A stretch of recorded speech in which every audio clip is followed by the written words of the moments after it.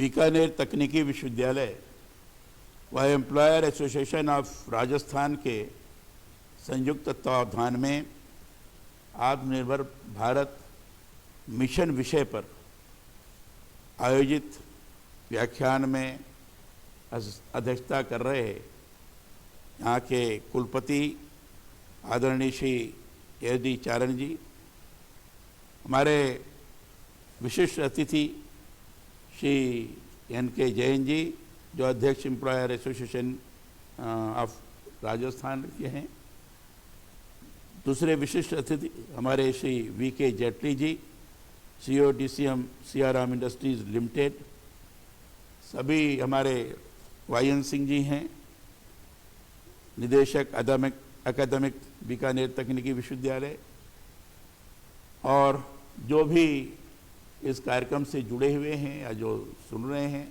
ऐसे सभी सम्मानित अध्यापकगण, सभी छात्रगण, अन्य महानुभाव, मुझे बड़ी प्रसन्नता हुई कि चारण जी ने आत्मनिर्भर भारत मिशन विषय पर कार्यशाला का आयोजन किया है और उसके उद्घाटन के लिए मुझे बुलाया है।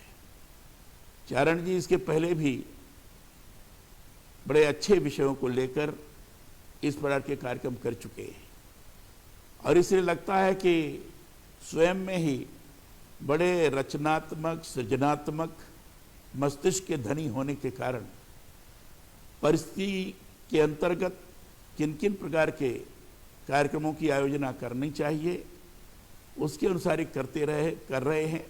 निश्चित रूप से इससे शिक्षा जगत को भी, विद्यार्थियों को भी और समाज को भी इसका लाभ प्राप्त होगा।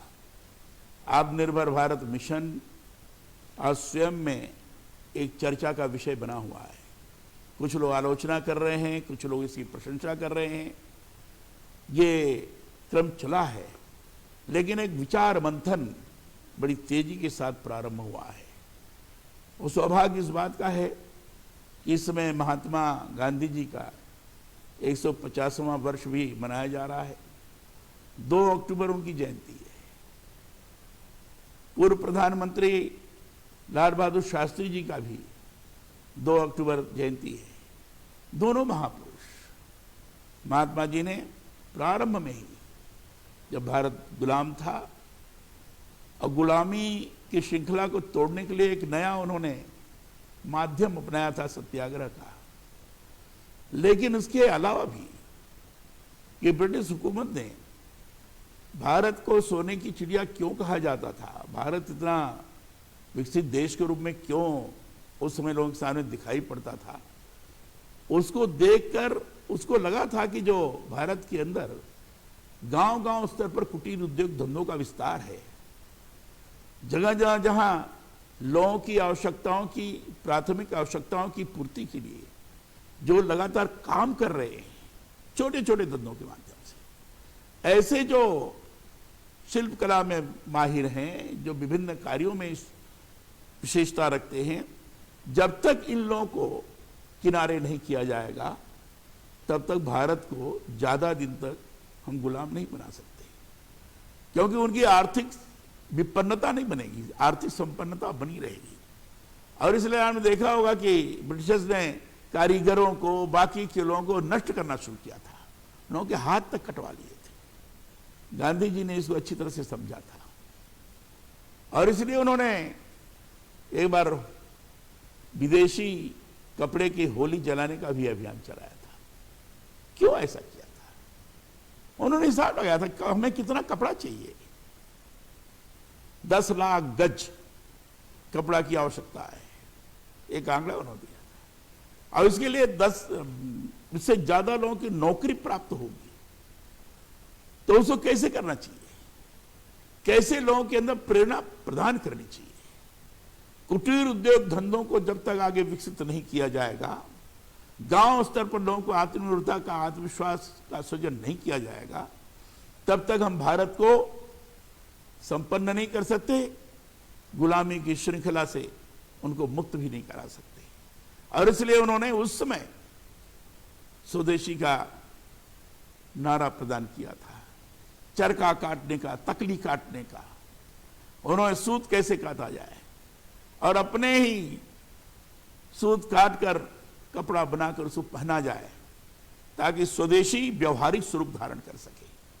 ये नारा देकर उन्होंने भारत के आम जन के अंदर ये विश्वास स्थापित करने का प्रयास किया था कि स्वयं के द्वारा काम करो, स्वयं के द्वारा काम करोगे तो आत्मनिर्भरता पूर्वक रह सकोगे।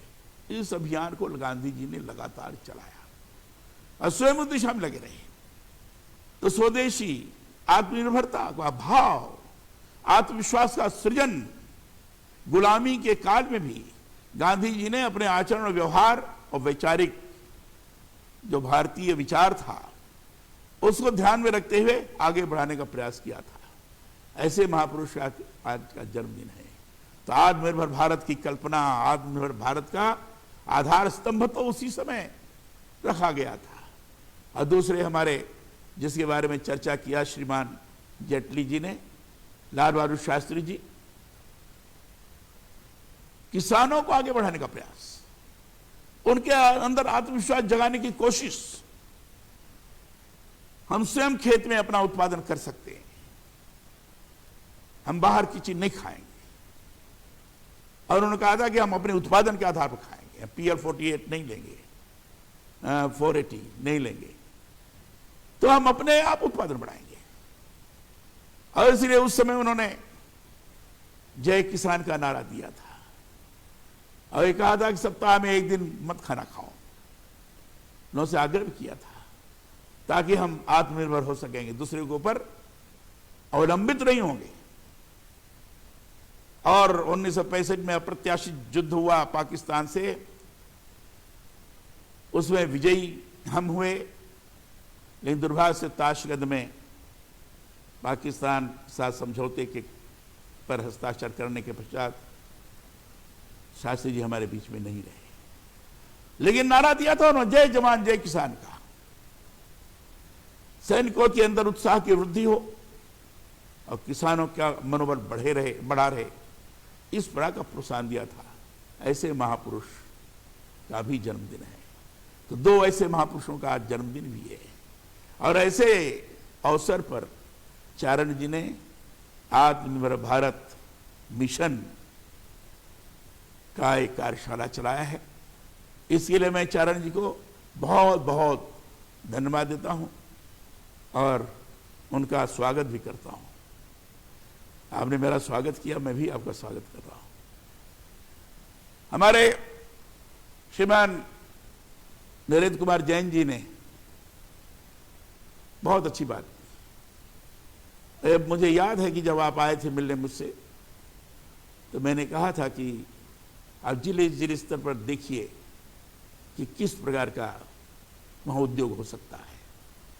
नहीं, आज मैं आपसे कहना चाहूंगा, आपने बहुत अच्छी तरह से बताया कि आप हर जिले की स्किल मैपिंग करिए, जहां वहां की भौगोलिक और जलवायु की स्थिति का हम सर्वेक्षण करें। वही कितने टेक्निकल इंस्टीट्यूशंस हैं, कितने बाकी के इंस्टीट्यूशंस हैं, कितने इस तरह के लोग शिक्षा प्राप्त कर रहे हैं, पूरी स्किल मैपिंग। और स्किल मैपिंग के आधार पर उद्योग कितने लग सकते हैं, कितने लोगों का समायोजित कर सकते हैं, कितने लोगों को आत्मनिर्भर बनाने की दृष्टि से मेक इन इंडिया के नाम पर हम उनको स्टार्टअप के माध्यम से आगे बढ़ा सकते हैं। ये अगर आपने किया तो मैं समझता हूं कि बहुत बड़ी चीज हो जाएगी।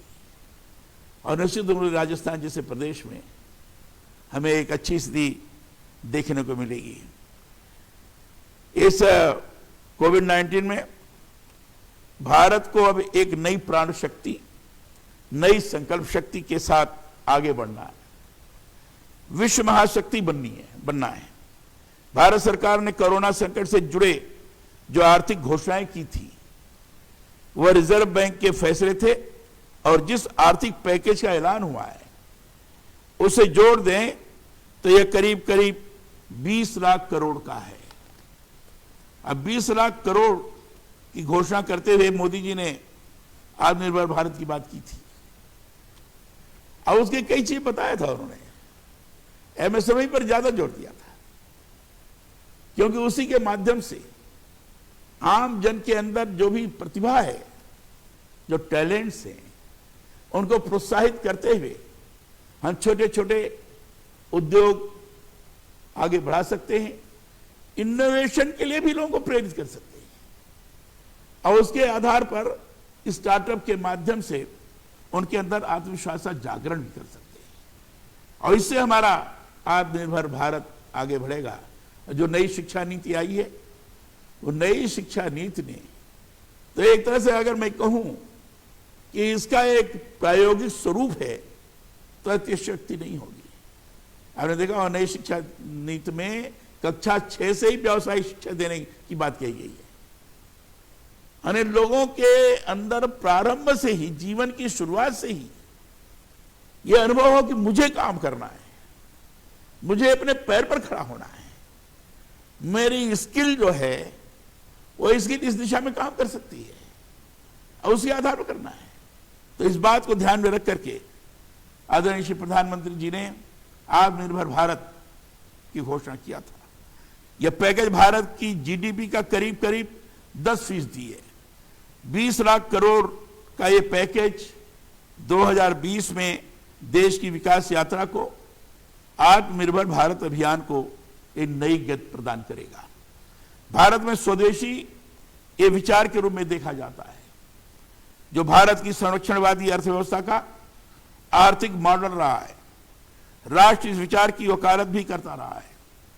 आत्मनिर्भर भारत बनाने में स्वदेशी का विचार काफी उपयोगी है। खादी ग्राम उद्योग के उत्पादों की बढ़ती मांग इसका उदाहरण है। जब खादी की बात आती है तो राजस्थान याद आता है। आपको ध्यान है कि वर्धा में अपना मुख्य केंद्र बनाकर आदरणीय श्री जमुना बजाज जी विद्वान थे, जो यहीं राजस्थान के सीकर के रहने वाले हैं। गांधी जी के बड़े प्रिय थे, बहुत प्रिय थे। प्रजा कल्याण पार्टी उन्होंने बनाई थी, उसी आधार पर काम करते थे, लेकिन वर्धा उनका केंद्र था। गांधी जी के सहयोगी के रूप में उन्होंने लगातार काम किया है। जब खादी का प्रारंभ हुआ, केंद्र था आपका राजस्थान, और उसके अध्यक्ष के रूप में जमुना बजाज जी बनाए गए थे। शुरुआत उन्होंने दिशा ही दिखाई थी कि इसके माध्यम से जहां स्वदेशी को हम आगे बढ़ाएंगे, वहीं कपड़े की आवश्यकता की तथा अन्य उत्पाद की, जो छोटे छोटे यहाँ के हैं, उस उत्पाद के माध्यम से लोगों की आवश्यकता की हम पूर्ति कर सकेंगे। यह एक खादी का स्वरूप रहा है। खादी ग्राम उद्योग के उत्पादों की बढ़ती मांग इसका उदाहरण है। इस समय भी काफी बढ़ रही मांग। राजस्थान केंद्र है, इसलिए मैंने इस संबंध में आपको बताया। दशकों तक भारतीय अर्थव्यवस्था दुनिया के लिए खुली नहीं थी। बाहरी दुनिया पर संदेह और आत्मविश्वास में कमी भी थी।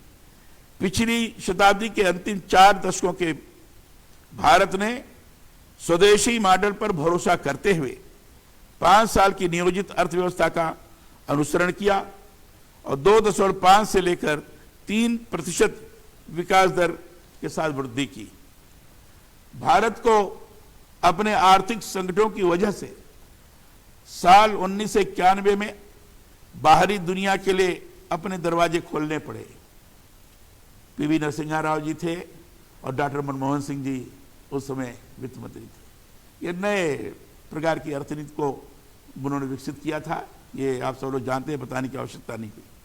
भारत एक बार फिर से आत्मनिर्भर बनने के लिए भीतर की ओर देख रहा है। भारत की आत्मनिर्भरता का मतलब दुनिया से कनेक्शन तोड़ लेना नहीं है। वैश्विक अर्थव्यवस्थाओं के ऐसे दौर में जब अमेरिका के स्टॉक मार्केट की हर एक हलचल चीन और भारत के बाजारों पर सीधा असर डालती है, उस वक्त स्थानीय उत्पादों का उत्पादन करने और उन्हें प्रतिस्पर्धा में खड़ा करने के लिए स्थानीय उद्यमियों और निर्माताओं को कुछ सुरक्षा राशि भी देने की आवश्यकता है। हमारे जेटली जी ने बड़ा अच्छा कहा, जो आयात हो रहा था चीन से, वो आयात बंद हो, हम निर्यात कर सकने की स्थिति में हैं, ऐसे इन्होंने उत्पाद प्रारंभ करने शुरू कर दिए, हजारों करोड़ की बचत होगी और जिसके कारण हमारा यहां का उद्यमी ढंग से यही के उत्पाद का उपयोग करते हुए अपने उद्यम को आगे बढ़ा सकने में सक्षम होगा। भारत के लिए आत्मनिर्भरता ना तो बहिष्करण है और ना ही अलगाववादी रवैया जोर इस बात पर है कि दक्षता में सुधार किया जाए। इसके अलावा दुनिया के साथ प्रतिस्पर्धा करते हुए दुनिया की मदद की जाए। कोरोना महामारी के बाद आर्थिक राष्ट्रवाद का रूप पूरे दुनिया में आ सकता है। आत्मनिर्भरता और स्वदेशी मॉडल ही भारत को आगे ले जा सकता है। हमें लोकल चीजों को लेकर वोकल होना चाहिए। ये भी, इसमें भी बड़ा विचार चला है। Vocal for local and local for global, ये नारा इसमें बड़ा तेजी से चल रहा है। यानी कितनी तेज मार्केटिंग हो, उसको कितना प्रचार किया जाए, उसे कैसी ब्रांडिंग की जाए, लेकिन गुणवत्ता युक्त हो, क्वालिटी वाला हो, तभी vocal for local, local for global को सही माने में हम चरितार्थ कर सकेंगे। और इस पर ज्यादा जोर दिया जा रहा है। यानी भारतीयों को स्थानीय चीजों के बारे में ज्यादा बात करनी चाहिए, खुलकर बात करनी चाहिए। आत्मनिर्भरता वैसे भी हर देश का एक वांछित सपना है। भारत का make in India project Bharat को मैन्युफैक्चरिंग का हब बनाने में भूमिका निभा सकता है। इंफ्रास्ट्रक्चर यानी बुनियादी ढांचा चीन के साथ प्रतिस्पर्धा करने के लिए या भारत में निवेश करने के लिए चीन स्थित विदेशी कंपनियों को आकर्षित करने के लिए भारत को विश्व स्तर के बुनियादी ढांचे का निर्माण करना होगा। भूमि, पानी और बिजली में सुधार की जरूरत है। सिस्टम यानी प्रणाली में अत्याधुनिक तकनीक को अपनाना और समाज में डिजिटल तकनीक का उपयोग बढ़ाना जरूरी है। यह अर्थव्यवस्था का चालक साबित हो सकता है। वाइब्रेंट डेमोक्रेसी यानी जीवंत लोकतंत्र भारत की मुख्य ताकत है। चीन भारत का मुकाबला नहीं कर सकता है। वह उद्यमी और निर्माता जो लोकतंत्र, मानवाधिकार और बाल शोषण के उन्मूलन को महत्व देते हैं, वो साम्यवादी चीन के स्थान पर भारत के साथ डील करना चाहेंगे। डिमांड यानी मांग भारत का घरेलू बाजार निवेशकों के लिए सबसे आकर्षक पेशकशों में से एक है। वर्तमान में डिमांड हल्की है, लेकिन कोविड-19 के बाद की दुनिया में एक बार फिर भारत को शुरुआत करनी होगी, जिसके लिए कई छोटे और मध्यम उद्यमियों को सरकारी प्रोत्साहन की आवश्यकता होगी। सभी ये मान भी रहे हैं कि आत्मनिर्भरता केवल छोटे और मझोले उद्योगों की मदद से ही हासिल की जा सकती है। आज का ज्वलंत मुद्दा है कि कोरोना महामारी से जर्जर हो चुकी देश की अर्थव्यवस्था को दोबारा पटरी पर कैसे लाया जाए। वर्तमान प्रचलित उपचार पद्धति कहती है कि कोरोना की दवा किसी के पास नहीं है, परंतु भारत की हाइड्रोक्सीक्लोरोक्विन जैसी दवा मांगने के लिए दुनिया के तमाम देशों ने गुहार लगाई। आयुर्वेदिक काढ़े, जड़ी बूटियां आज की मांग भी बढ़ रही है। दूसरी ओर वैश्विक सामाजिक आर्थिक संरचनाएं भी इस समय निरर्थक सिद्ध हो रही है और भारत जैसे देश का मुंह देख रही है। भारतीय प्रतिभाओं ने जिस स्वदेशी प्रतिमान को कभी इस देश में खड़ा किया, कोरोना महामारी से लड़खड़ाती दुनिया उसे बड़ी आशा से निहार रही है।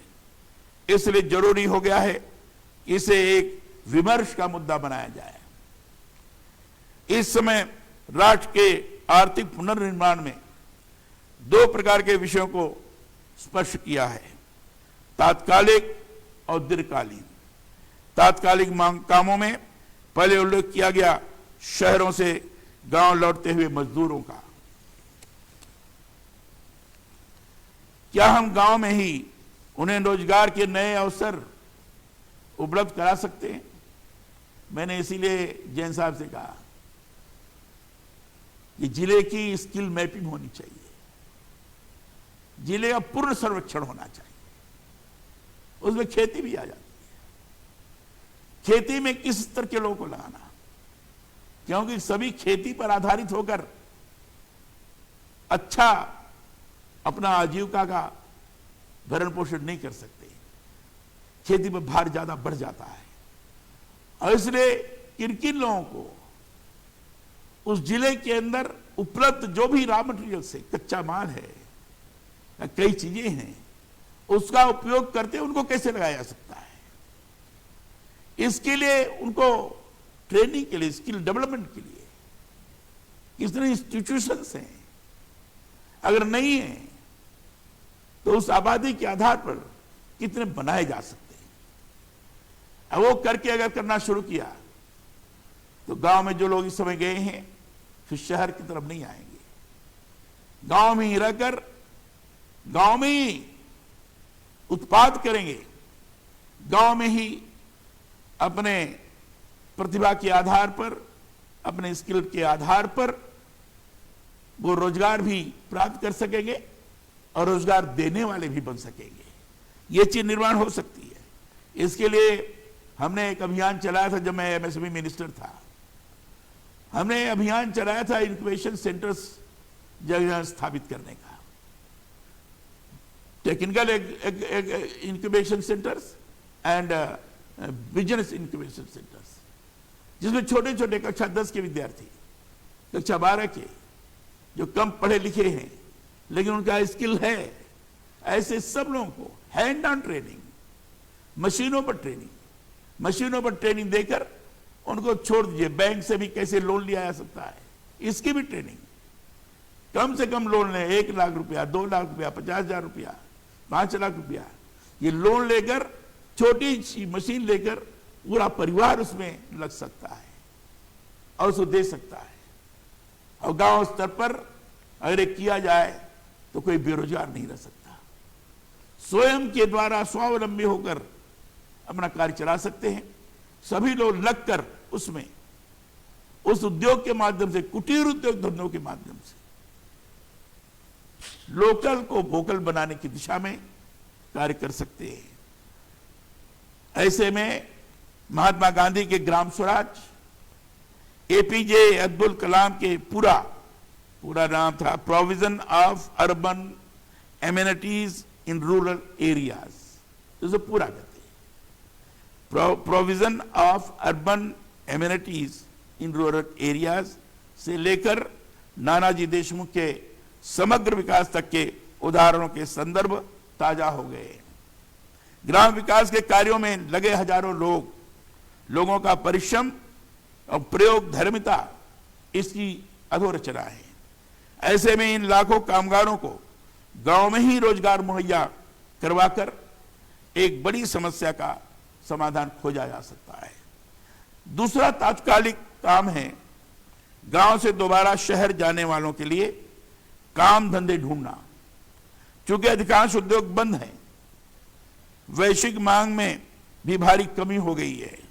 ऐसे में दोबारा उन्हें खपाने व रोजगार दिलाने की कितनी क्षमता यहां है, इसे देखना पड़ेगा। ये उद्योग भी घाटे में चल रहे होंगे। आपने स्वयं बताया है, हमारे जैन साहब का ये विशेष काम है, क्योंकि एम्प्लॉयर एसोसिएशन के अध्यक्ष हैं। अब ऐसे लोग कैसे एम्प्लॉय करें, ये थोड़ा चिंता करनी पड़ेगी, क्योंकि गांव में जो बेचारे गए, जब बेकार उनको लग रहा है हम क्या करें, फ्रस्ट्रेशन में, और उसी का डिप्रेशन भी होता है। जब व्यक्ति डिप्रेशन में आता है तो वो साथ में आने के बाद कितना अपने को रख पाएगा भगवान जाने। लेकिन ऐसे में आपकी बहुत जरूरत है।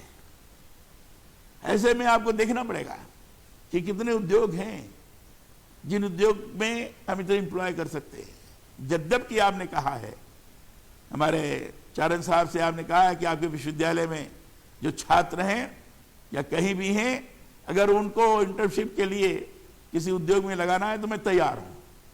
तो छात्रों को लगाई, अच्छी बात है।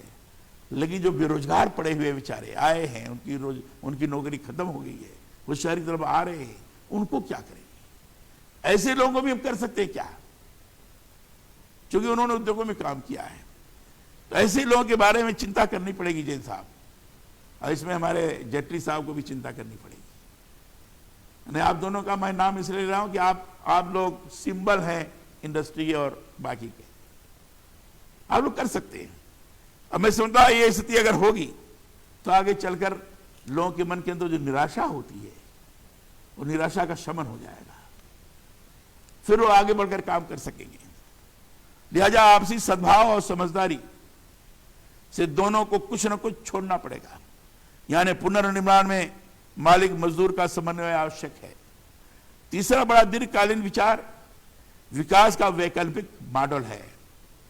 स्वावलंबन एक संकेत दे रहा है कि किस प्रकार इस समय शासन विकेंद्रित आर्थिक संरचना के लिए तैयार करना जरूरी है।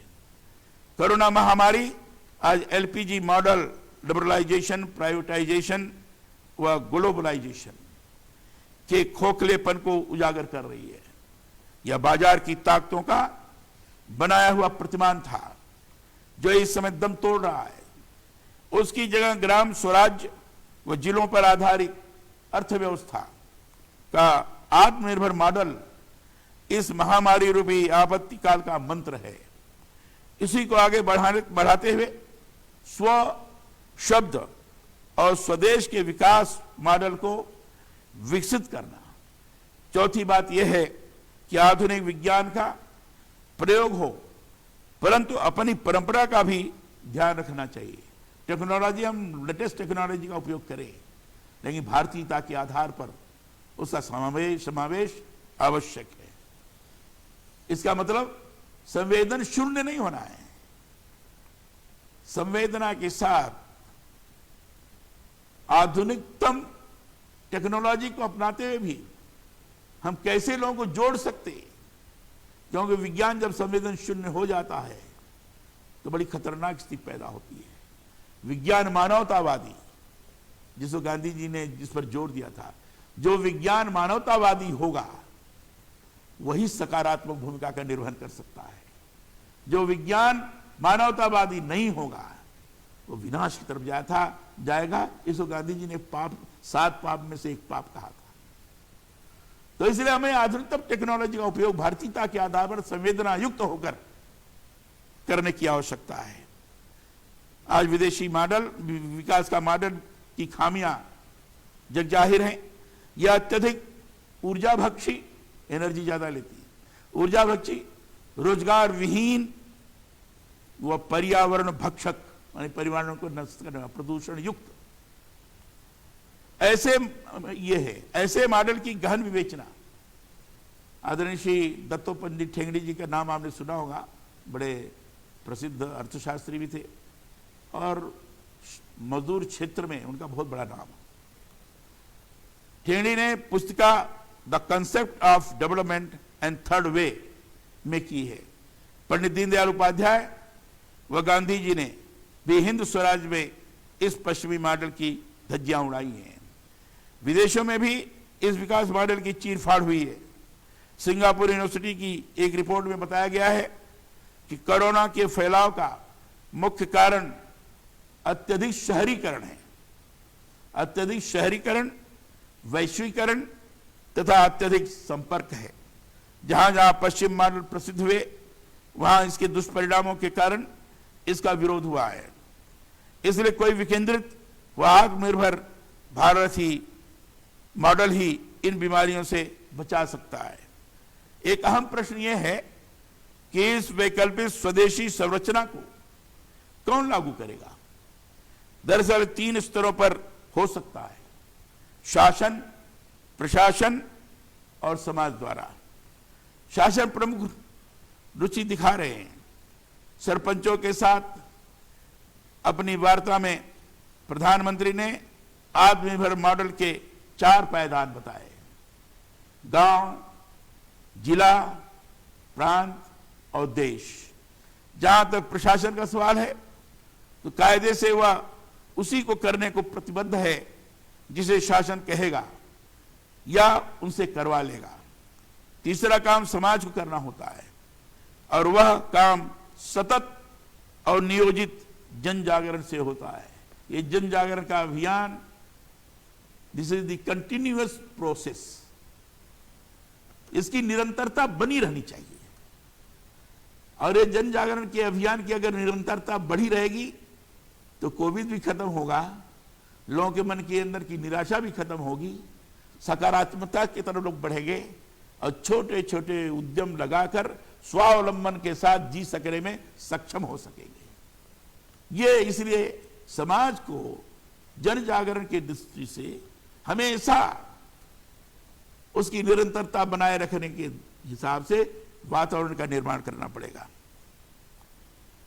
जीवन में स्वदेशी अपनाने पर पूरा जोर देना होगा। जीवन के लिए जो आवश्यक है उसे यहां तैयार करना होगा और उसकी गुणवत्ता पर कोई समझौता नहीं होगा।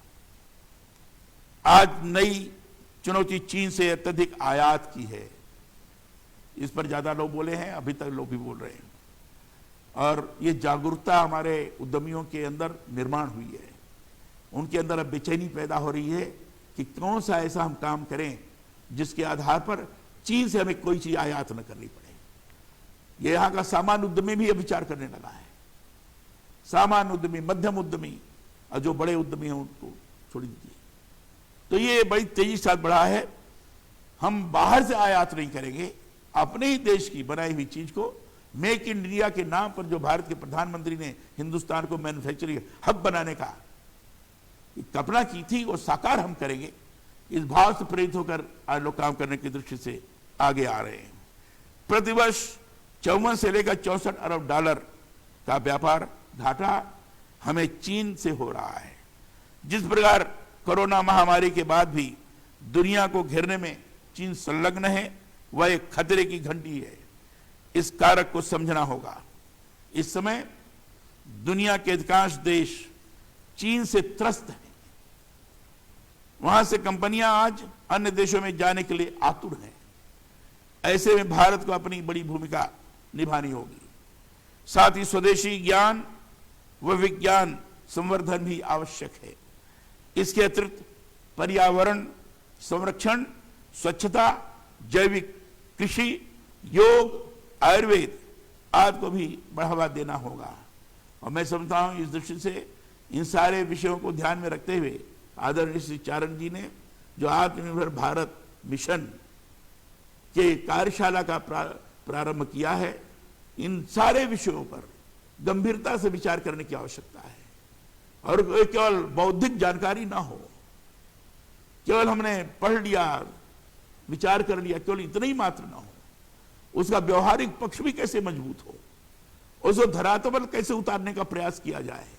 धरातल पर उतारने की दृष्टि से संसाधनों की जरूरत पड़ सकती है, धरातल पर उतारने की दृष्टि से और अर्थ की आवश्यकता पड़ सकती है।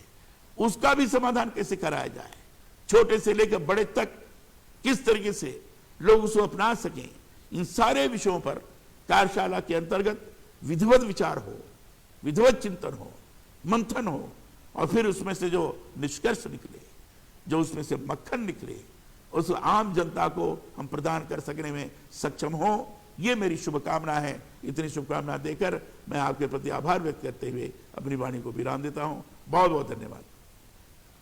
जय हिंद।